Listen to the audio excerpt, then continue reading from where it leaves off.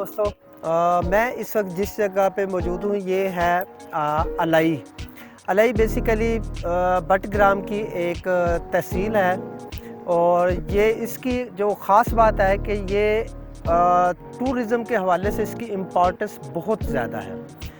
सबसे पहली बात ये कि जो अलाई इट्सेल्फ है ये ख़ुद एक अलाई वैली जो है ये बड़ी खूबसूरत है। यहाँ पे बेहतरीन जो है वो कुदरती मनाज़िर जिनमें दरिया के मनाज़िर भी शामिल हैं, जिसमें जो है वो खुले मैदानों के मनाज़िर भी शामिल हैं, माउंटेन्स भी शामिल हैं।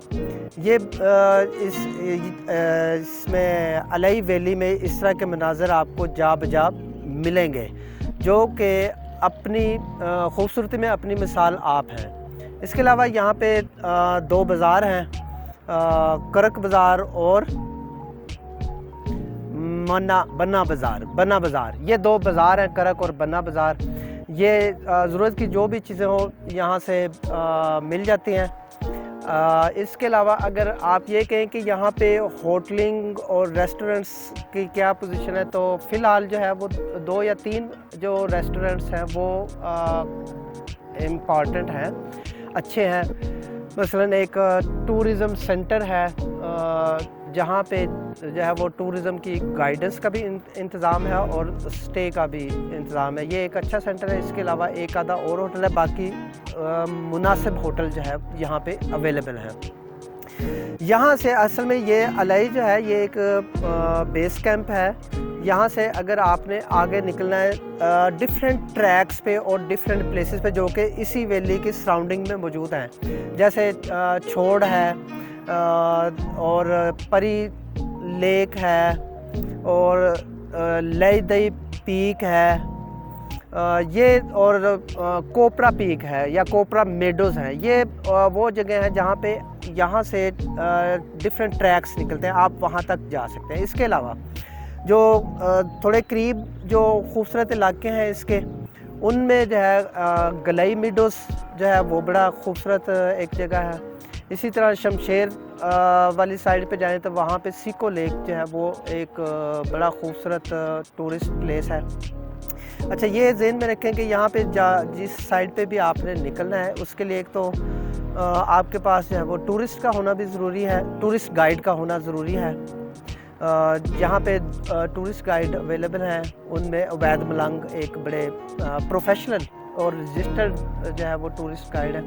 इनकी हेल्प के बगैर इन ट्रैक्स पे या इन रूट्स पे जो है वो जाना मुनासिब नहीं है।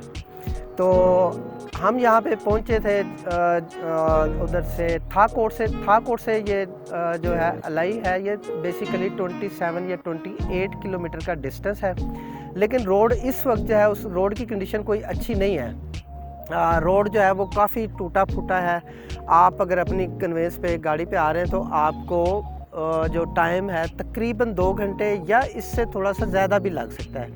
और डिस्टेंस हालांकि सिर्फ 25 किलोमीटर है। हम भी जब कल आए हैं यहाँ पे तो रास्ते में हमें 2-3 जगह पे तो रोड अंडर कंस्ट्रक्शन था, वो क्रेन जो है उसकी रिपेयरिंग कर रही थी, हमें रुकना पड़ा है वहाँ पे।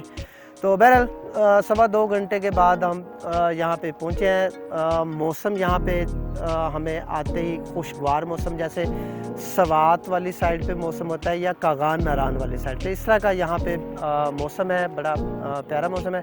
रात काफ़ी बारिश हुई है और जो है वो बिजली या लाइटनिंग जो है वो काफ़ी हमें जो है वो ऑब्ज़र्व करने को मिली है।